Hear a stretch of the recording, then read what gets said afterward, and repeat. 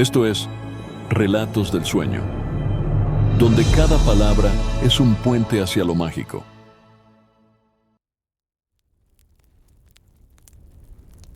Bienvenido, bienvenida. Estás a punto de sumergirte en una historia distinta, tejida con susurros, memoria e imaginación. Una experiencia diseñada no solo para ayudarte a dormir profundamente, sino para llevarte lejos, a otro tiempo, a otro lugar. Una historia que, mientras cierras los ojos y dejas ir el día, despertará tu subconsciente y lo invitará a viajar. Déjate llevar por cada palabra. Y si esta historia te acompaña hasta el mundo de los sueños, suscríbete, compártela con alguien que lo necesite y cuéntame si soñaste con ella. Y dime en los comentarios, ¿desde dónde nos escuchas y qué hora es allá? Siempre me encanta leer desde qué rincón del mundo se están sumando a este viaje. Ahora, deja que empiece la noche. La bruma de la tarde se desliza como un velo sobre los techos húmedos del barrio Saint-Germain-des-Prés. Es 1943, y París respira bajo la lluvia fina y el peso invisible de la ocupación. El aire huele a piedra mojada, a hojas de otoño, a tinta y a tabaco. El mundo allá afuera tiembla. Pero aquí, en estas calles antiguas, aún caminan las ideas. El reloj de la iglesia da 4 campanadas graves, lentas, como si el tiempo mismo caminara con precaución. Te acercas por la Rue de la Baie, el abrigo ceñido, los pasos suaves sobre los adoquines resbaladizos. La ciudad parece susurrar. Hay un secreto que se esconde entre sus esquinas, un murmullo que vibra en las farolas encendidas demasiado pronto. Cruzas frente a una librería silenciosa, sus vitrinas adornadas con novelas prohibidas por los alemanes, cubiertas con papel gris. Un gato se desliza entre los estantes, ignorando las órdenes, como todo gato parisino. Y entonces, lo ves. Allí está el Café de Flore, con sus ventanas empañadas, su toldo verde, y ese pequeño letrero que vibra levemente con el viento. Adentro, la silueta de alguien se mueve, inclina la cabeza, escribe algo. El corazón te da un pequeño salto, no de miedo, sino de curiosidad. Estás a punto de entrar en una tarde que no olvidarás jamás. Te acercas.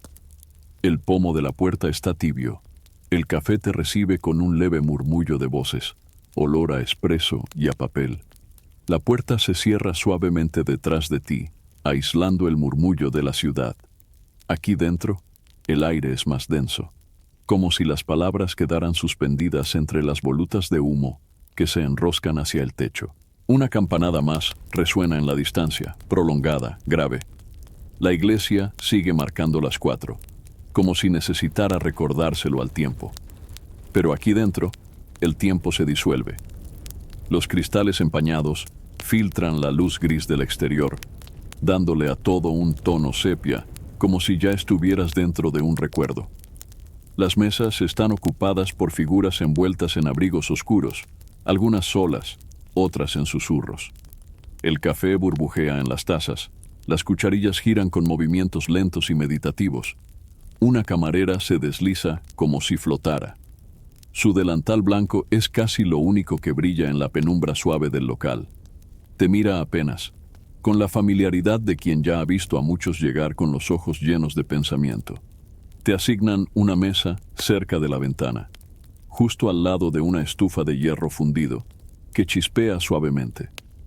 Desde ahí puedes ver la calle, el vaho en el vidrio y la figura que está a unos pasos de ti.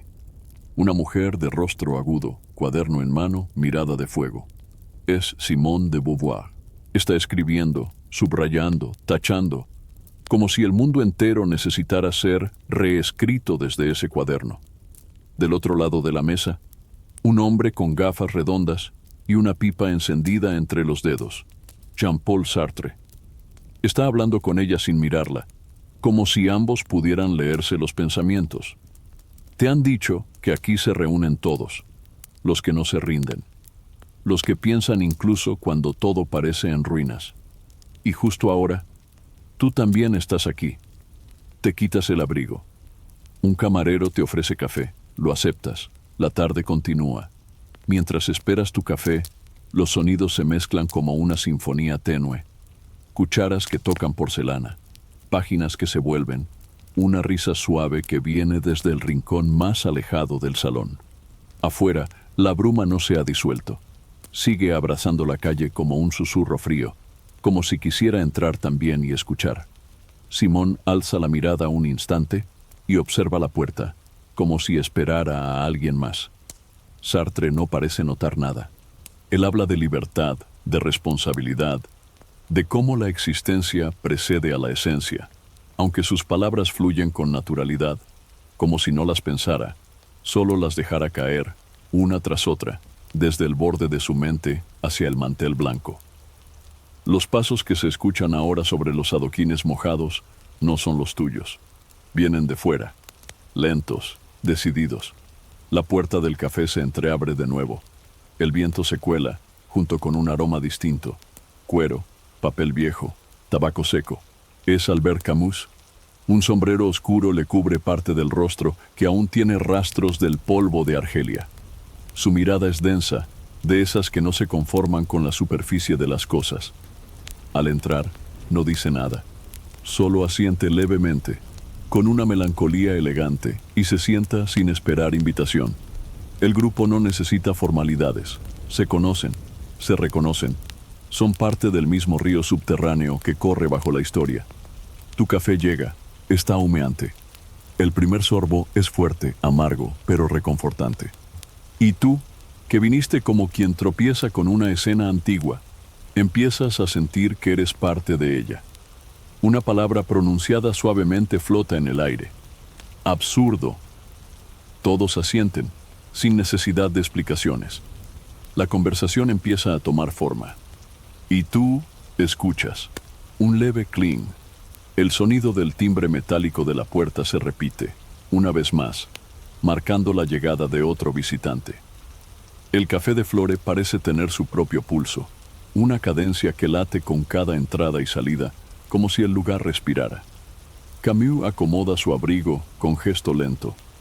Mira a Sartre y luego a Simón, con esa mezcla de respeto y distancia que aún no ha sido atravesada por la tensión de los años venideros.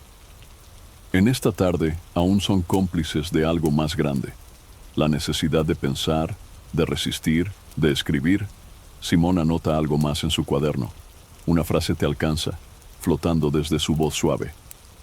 No se nace mujer, se llega a serlo. Sartre asiente sin apartar la mirada de su pipa.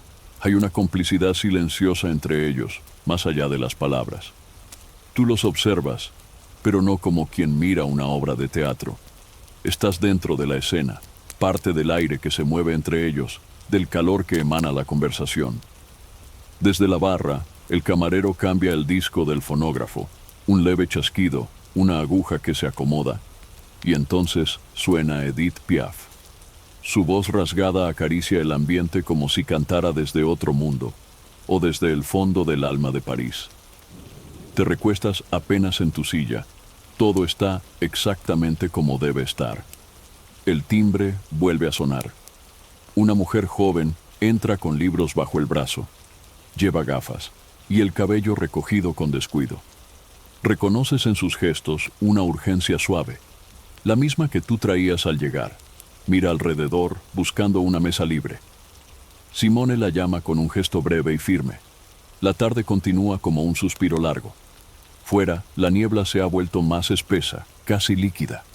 Las luces de las farolas comienzan a encenderse, suaves y doradas, temblorosas entre la bruma. Desde tu lugar en la mesa puedes ver el vidrio de la ventana empañado, surcado por pequeñas gotas que descienden lentamente, como si el tiempo mismo llorara con delicadeza.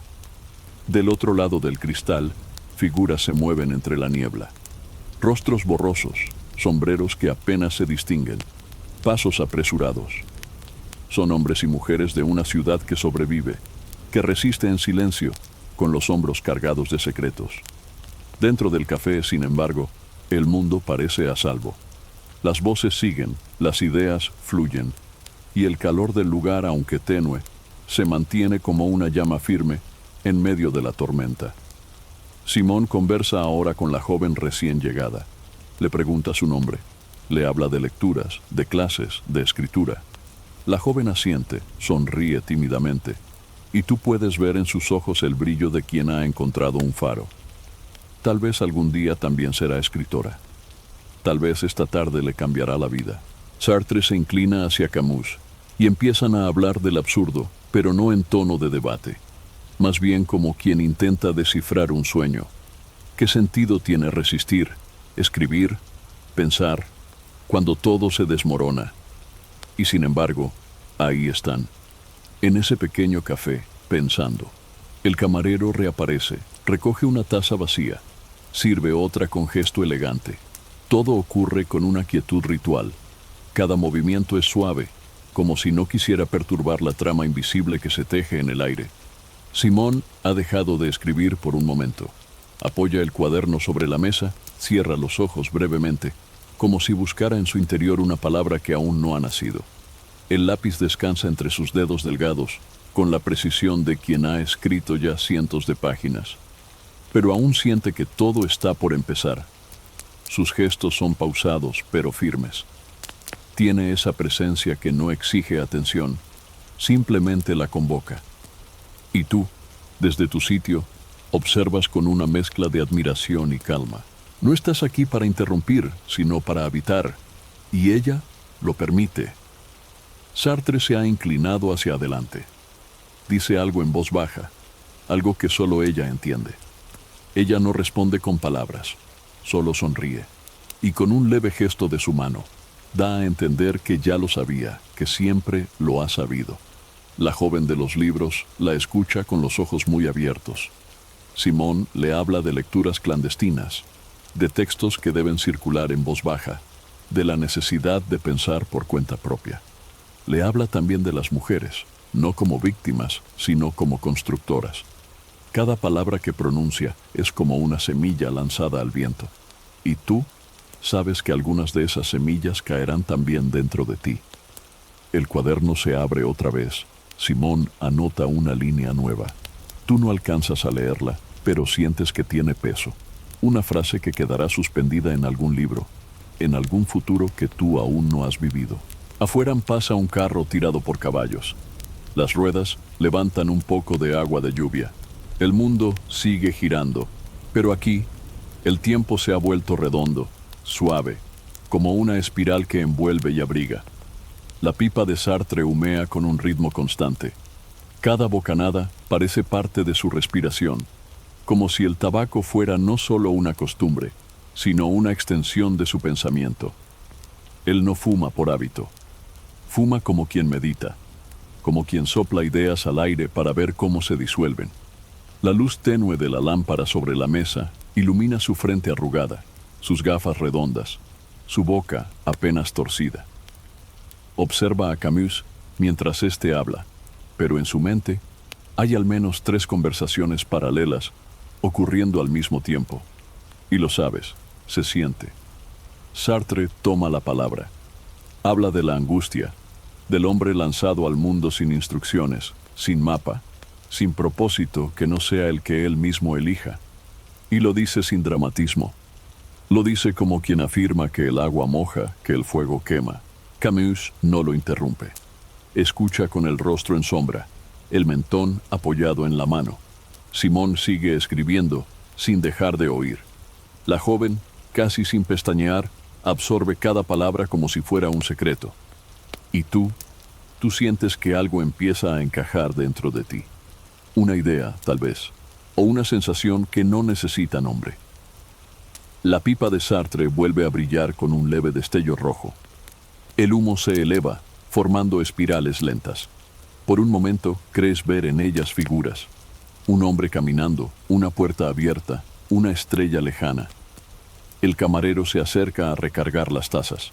Sartre apenas asiente, sin interrumpir su flujo. El hombre está condenado a ser libre.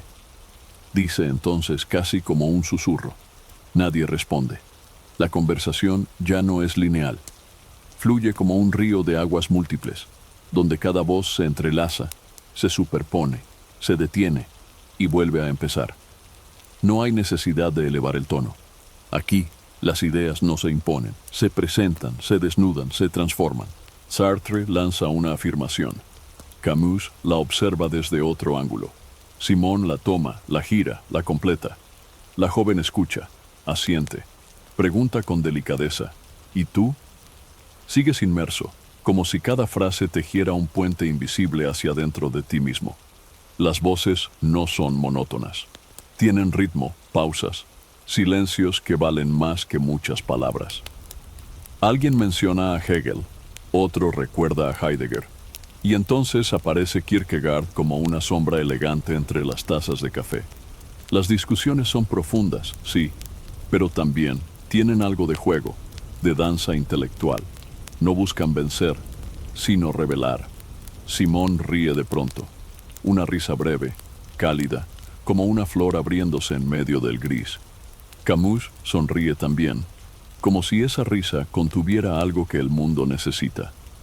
Sartre, con su pipa entre los dedos, asiente, como si supiera que ese momento, esa risa exacta, también es parte del pensamiento. Las paredes del café de Flore parecen inclinarse levemente hacia adentro, como queriendo escuchar mejor. Todo se siente cercano, íntimo, pero a la vez inmenso. Un perro viejo se acomoda junto a la estufa. Alguien más entra por la puerta. Un pianista al fondo del local toca una melodía tan suave que parece parte del aire. Afuera, el día se ha vuelto más oscuro. No por la hora, sino por una presencia sutil que recorre las calles. Las sombras no vienen solo de las farolas encendidas. Hay otra sombra más fría, más silenciosa, la de la ocupación. Se escucha, de lejos, el motor de un camión. Un vehículo militar cruza lentamente el bulevar, sus ruedas mojadas emitiendo un zumbido bajo. La bruma lo envuelve, pero no lo esconde del todo. Es un recordatorio de que la libertad aquí es un acto de resistencia. Dentro del café, el ambiente cambia apenas. No hay temor, pero sí un cuidado antiguo, aprendido en la carne. Las palabras se escogen con más precisión. Los nombres se dicen con menos frecuencia. Camus baja la voz. Habla del absurdo no como idea abstracta, sino como experiencia viva. De levantarse cada día en una ciudad ocupada y, aún así, escribir, pensar, negarse a desaparecer. Sartre asiente. Simón también. Sus ideas no son armas, pero lo son. Son una forma de sostener la dignidad, incluso en las pequeñas cosas. Tú lo sientes. Sientes ese filo invisible que cruza cada gesto, cada palabra dicha en voz baja. Y sin embargo, el lugar sigue lleno de luz interior. El pensamiento es una antorcha en esta penumbra controlada. Simón menciona una reunión secreta. Camus deja una hoja escrita al reverso de una carta. Sartre mira por la ventana, donde el reflejo de un soldado alemán pasa sin detenerse. En medio de tantas voces, hay momentos en los que el silencio de uno se vuelve el centro de todo. Y ahora es Camus quien calla. Se ha recostado levemente en su silla. Su mirada está fija en una mancha del mantel, pero en realidad no la ve. Está lejos, tal vez en Argelia, tal vez en un recuerdo, o quizás simplemente en ese espacio interno donde se fermentan las ideas más poderosas. La luz lo acaricia desde un ángulo suave. Sus facciones tienen la seriedad de quien ha visto demasiadas cosas, pero aún se niega a volverse cínico. Él no habla de esperanza como otros. Habla de dignidad, de rebeldía silenciosa, de ese impulso humano que se niega a ser aplastado, incluso por el sinsentido. Sartre lo observa un segundo. No le interrumpe. Sabe que hay pensamientos que necesitan madurar en el silencio antes de convertirse en palabras. Simón sigue escribiendo. La joven se inclina hacia adelante, esperando quizás una intervención que no llega aún. Camus entonces toma su taza. Da un sorbo, deja que el calor lo despierte apenas. Y al fin, dice algo muy simple, muy bajo. Lo importante no es en qué creemos, sino cómo vivimos lo que creemos. Y el silencio se estira un segundo más, como si la frase acabara de colgarse en el aire como una pintura invisible. Después, la vida sigue. Una cucharita gira, una silla cruje, El fonógrafo cambia de pista, pero dentro de ti, algo se ha movido, como una pequeña grieta en una piedra que parecía inamovible. Una nueva ronda de cafés llega a la mesa.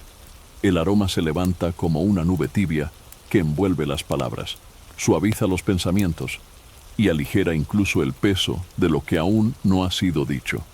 El vapor que asciende desde tu taza danza frente a ti. Gira, se disuelve, se vuelve nada. Y de pronto, te parece que esa fugacidad es también una metáfora de todo lo que aquí se discute. Sartre lo expresa con su tono inconfundible. El ser no es una esencia fija, sino lo que uno hace de sí mismo, instante a instante. La joven parpadea. Intenta seguirlo, tú también. Pero no es necesario entenderlo todo. Basta con sentirlo. Basta con que algo dentro de ti reconozca ese pulso, esa verdad suave y profunda, que no requiere explicaciones, solo apertura. Simón toma su taza y sopla con delicadeza. Luego, con un tono más cercano, más cálido, completa la idea. Y por eso, cada gesto es una elección. Incluso cuando creemos que no elegimos, también estamos decidiendo. Camus, en su rincón, observa sin intervenir. Hay algo en sus ojos que dice, la vida no tiene sentido, y sin embargo, es nuestra. La conversación gira entonces hacia el compromiso, el ser en el mundo, la responsabilidad de estar despiertos en medio de una época que intenta anestesiar la conciencia. El vapor del café sigue danzando. Tú lo sigues con la mirada, como quien sigue una mariposa invisible. La puerta del café se abre una vez más, acompañada del ya familiar clink del timbre. Un aire fresco entra, revolviendo apenas el humo, como si viniera a refrescar las ideas. Y con ese aire llega una figura conocida por todos los presentes, Maurice Merleau-Ponty. Trae bajo el brazo una carpeta repleta de papeles y en su rostro una sonrisa abierta, genuina, casi luminosa. Es como si trajera consigo algo más que filosofía, como si trajera vida. Simón alza la vista. Le da la bienvenida con una inclinación de cabeza. Sartre le ofrece espacio sin necesidad de palabras. Camus levanta la mano en un saludo breve. La joven lo observa, con ese asombro reverente que despiertan los que caminan entre las nubes del pensamiento, pero con los pies firmes en el suelo. Merleau-Ponty se sienta, deja sus papeles sobre la mesa y antes de hablar, suelta una risa suave, alegre. Una risa que contrasta con el tono grave de los diálogos anteriores. Una risa que no niega el dolor del mundo, pero tampoco se deja arrastrar por él. Discutí con un guardia alemán en el metro sobre Husserl, dice, y todos sueltan una carcajada contenida. El hielo, si es que lo había, se derrite. Él habla del cuerpo, de la percepción, de cómo lo que somos no está solo en lo que pensamos, sino en cómo habitamos el mundo. Habla de la carne del pensamiento, de la experiencia directa. Simón le escucha con interés. Sartre, con esa media sonrisa que dedica a quienes respetan sus propias ideas, incluso si no las comparte del todo. Camus solo asiente. La joven toma nota con rapidez, como quien teme perder una palabra importante. Y tú te das cuenta de algo, que estas personas no están construyendo verdades eternas, están compartiendo miradas, y que tú también puedes mirar. Al fondo del café, junto a una vitrina cubierta de polvo fino, hay un viejo fonógrafo que gira con lentitud. La aguja, aunque gastada, encuentra su surco, y de él emerge una voz que parece tejida con la misma nostalgia de París. Edith Piaf. Su canto se eleva, tenue, y envuelve el lugar como un susurro de otra dimensión. La vie en rose. La melodía no interrumpe la conversación. La acompaña. Es como si cada nota aflojara los pensamientos, como si Edith susurrara al oído de cada filósofo. Recuerda que sentir también es pensar. Sartre deja de hablar por un momento. Se reclina en su silla. Observa a través del vaho en los cristales, como si escuchara no solo la música, sino algo que viene desde más allá del presente. Simón sonríe, apenas. Una sonrisa de alguien que ha amado, que ha perdido, que ha resistido. La joven cierra los ojos por un instante, dejándose mecer por esa voz quebrada, luminosa y triste a la vez. Camus tararea muy bajo, apenas audible. Una línea, una palabra. Merleau-Ponty golpea la mesa con los nudillos al ritmo de la canción, en un gesto involuntario, rítmico, vivo. Y tú también sientes algo moverse dentro de ti. Una memoria que no es tuya, una emoción que no habías sentido antes, pero que ahora reconoces como si siempre hubiese estado ahí. La música no llena el lugar, lo acaricia, y por un instante perfecto, no hay guerra, no hay ocupación, no hay urgencia filosófica, solo una canción, una melodía que hace a París más París, y al corazón más humano.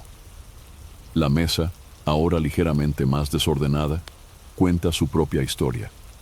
Tazas vacías con huellas de labios, cucharillas abandonadas sobre servilletas arrugadas, un par de libros abiertos como si esperaran una segunda mirada, y migas, pequeñas, dispersas, testigos mudos de un croissant compartido entre ideas. Simón parte otro trozo de masa dorada con los dedos, sin dejar de hablar. Reflexiona sobre la construcción de la identidad, sobre cómo una mujer debe inventarse a sí misma, porque la sociedad no le otorga un molde propio. Su tono es suave, pero firme, como quien acaricia y despierta a la vez. Sartre mastica lentamente, no el croissant, sino una contradicción interna que aún no logra resolver. Luego apunta algo en un pequeño papel doblado 3 veces. Tú lo ves hacerlo, casi con ceremonia. Cada pensamiento merece su rincón. Merleau-Ponty mancha una esquina de su manuscrito con mermelada.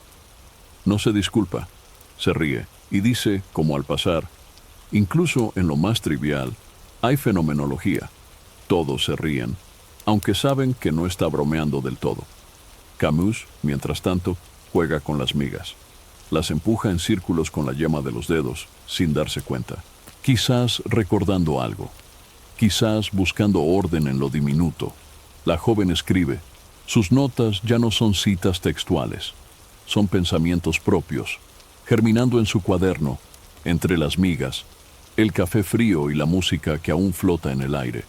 Y tú, miras tu propia taza, tu plato con restos de masa, y te das cuenta que hasta lo más cotidiano, en este lugar, tiene peso, sentido, presencia.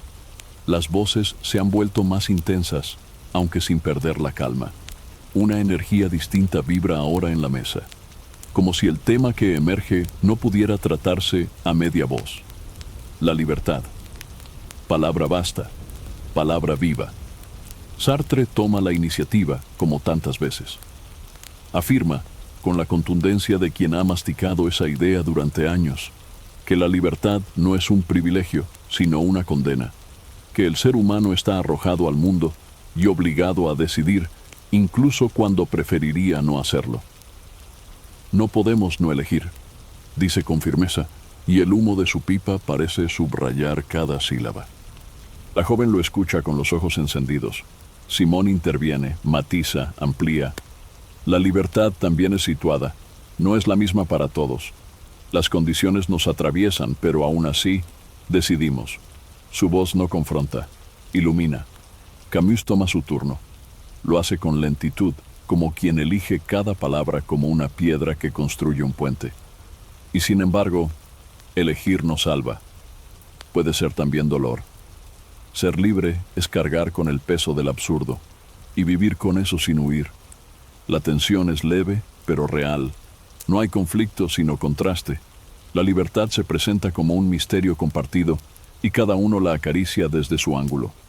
Merleau-Ponty habla de percepción, del cuerpo libre dentro del mundo, de cómo incluso un gesto, una postura, puede revelar nuestra libertad o nuestra falta de ella. Tú, en silencio, te descubres dentro de esa pregunta. ¿Eres libre?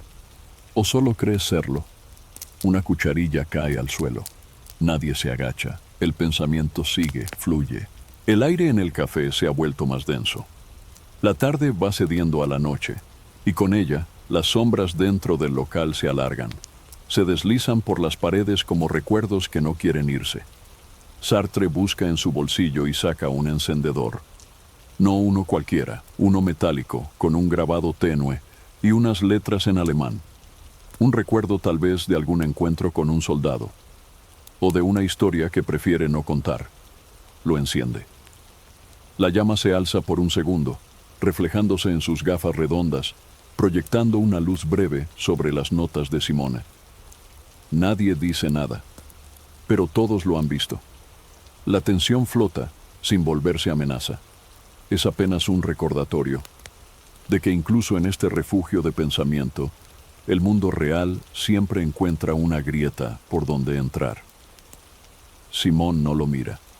Sigue escribiendo, como si el fuego fuera solo un punto más en su página. Camus lo observa con cierta tristeza, no por el encendedor, sino por todo lo que representa. Merleau-Ponty se inclina, se sirve más café. La joven frunce el ceño, no por miedo, sino por comprensión. Empieza a entender que cada objeto en esta época tiene historia y a veces cicatriz. Sartre guarda el encendedor, inhala su pipa y como quien quiere devolver la conversación a su cauce, dice: la libertad es también saber lo que uno arrastra, y con eso todo retoma su curso. El café, el pensamiento, la calma, pero tú sigues viendo esa llama, sigue ardiendo en alguna parte de tu mente, recordándote que incluso lo más pequeño puede iluminar o quemar.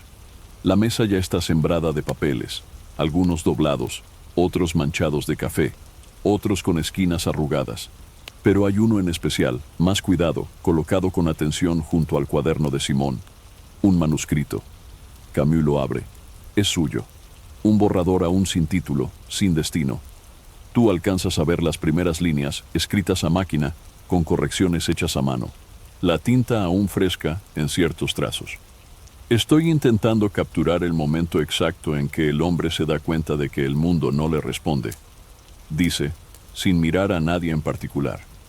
Y añade, casi con pesar, ese silencio es el principio de todo.